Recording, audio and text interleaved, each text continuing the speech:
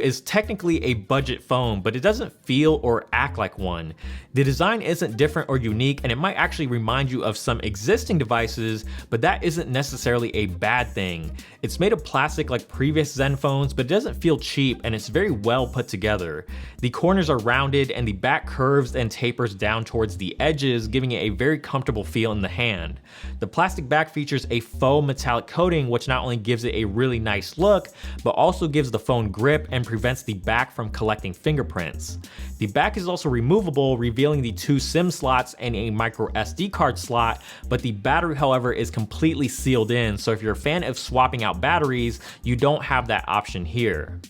ASUS claims that the Zenfone 2 is a 5.5-inch smartphone in a 5-inch smartphone body, and while the phone does feel fairly manageable in one hand, it's certainly about the Zenfone 2 is that both the left and right sides are completely clean of any buttons or ports. Instead of a side-mounted power button, ASUS chose to place it up top next to the 3.5mm headphone jack, which is kind of unfortunate. Not only is it difficult to reach, but the button itself is also extremely flush, making it very hard to press. Luckily, ASUS has implemented a double tap gesture to wake and sleep the device to help avoid the use of the power button in most cases. With the volume buttons, ASUS took the LG approach and shifted them towards the back. Unlike the power button, the volume keys are very easy to press with a satisfying amount of travel, and the slightly ridged texture makes them very easy to find by feel. Lastly, the micro USB port is in a pretty standard location on the bottom, and on the front is a bright notification LED light next to the usual sensors, earpiece, and front-facing camera. ASUS didn't skimp on the display of the Zenfone 2 either. It's a large 5.5-inch screen with 1080p resolution and a pretty respectable PPI of 403. Quad HD is obviously becoming the new trend, but 1080p is still nothing to scoff at. The screen is quite good and offers pretty much everything you would want from a high-end panel. It's sharp, vivid, bright, easy to see in broad daylight, and has great viewing angles. At 5.5 inches, it's also great for all sorts of media like web browsing, gaming, YouTube, and even the occasional movie. Whatever you enjoy doing on your smartphone, this display is perfect for it. Also, the color calibration can be adjusted in the settings if you want to tweak it more to your liking. Balance is the default setting, which I thought looked perfectly fine, but you also have a reading mode that's easier on the eyes, a vivid mode that pumps up the saturation, and a custom mode for more granular controls over the display settings. ASUS has a close relationship with Intel, so it's no surprise that they stuck with the Intel Atom processor for the Zenfone 2. The new Atom chipsets bring 64-bit processing to the table, but the specs were very based on the version you get. The base 5.5-inch model of the Zenfone 2 comes with the Intel 3560 and 2GB of RAM, while the higher-end version features the Intel 3580 with a whopping 4GB of RAM. It's the first of its kind, and this has gotten a lot of people's attention. Is it complete overkill? Maybe for some, but for those who demand a lot out of their phones, it won't be. Our review unit is of course the 4GB model, so I can't speak for the base model, but this version of the Zenfone 2 is fast, and it feels every bit as snappy and responsive as a $700 flagship. Animations are smooth, apps open quickly, and it handles all sorts of games extremely well.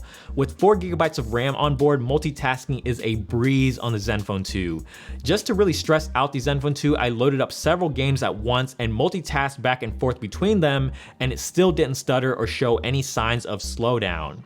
This was done merely for the sake of testing purposes and obviously won't be a typical use case scenario for most people, but it's still very comforting to know that the Zenfone 2 has the raw power to handle it, especially if you're a power user.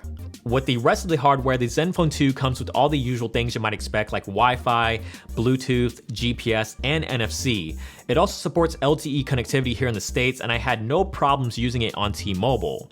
Storage options include 16, 32, and 64GB with the option to expand via microSD of up to an additional 64GB. The speaker is located on the rear, denoted by a very large speaker grille, which might lead you to believe that there's a powerful speaker underneath, but it's actually just a small single driver on the left side of the grille. The sound quality is fine, but it doesn't get very loud in comparison to some of the other phones out there with a single speaker, making it pretty tough to hear in noisy environments.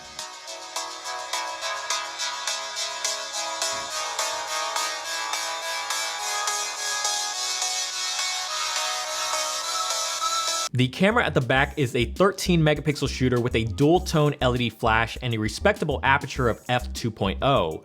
Just like previous Zenfones, the Zenfone 2 also features ASUS's Pixel Master technology that's supposed to provide for better low light in photos and video.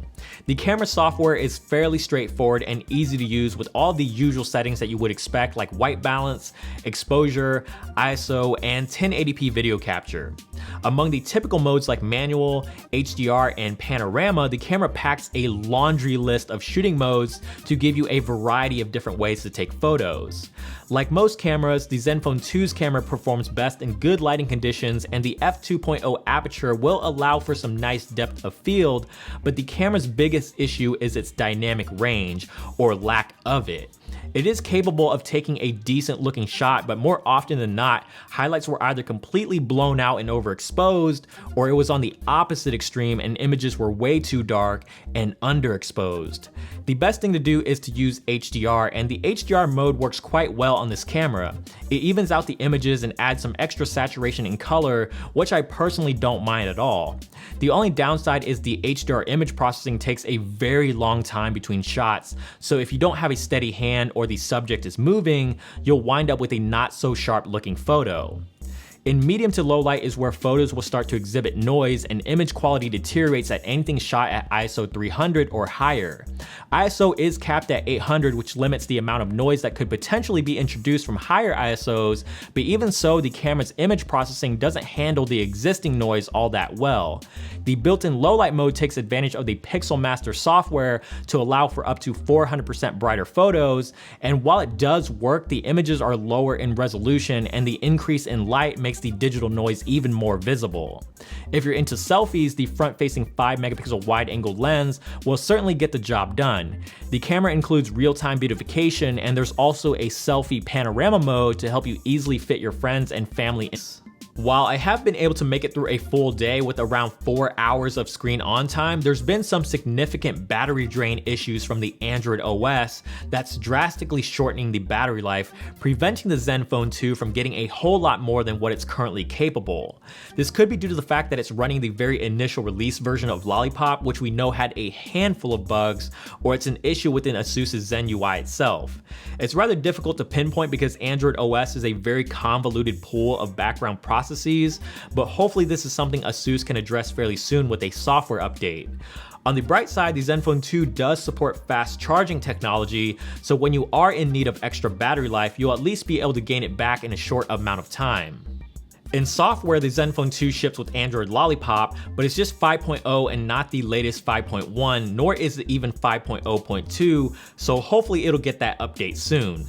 On top of Android 5.0 is ASUS's Zen UI, and it's taken on some of the material design aspects of Lollipop, like the notification shade and card style overview, but for previous Zenfone users, it should still feel very familiar. The biggest drawback with the Zen UI is that it brings a ton of bloatware applications, but there are a good handful of features that add to the experience, like an easy mode for a more simplified interface, and a one-handed mode that can be triggered by a double tap of the home button for easier one-handed use.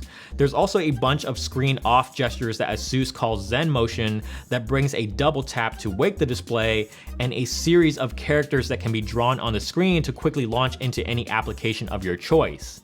Back at CES, ASUS said the Zenfone 2 eliminates the need for carrying two phones because of the built-in Snap View feature that allows you to create a completely separate and secure profile to store business and personal data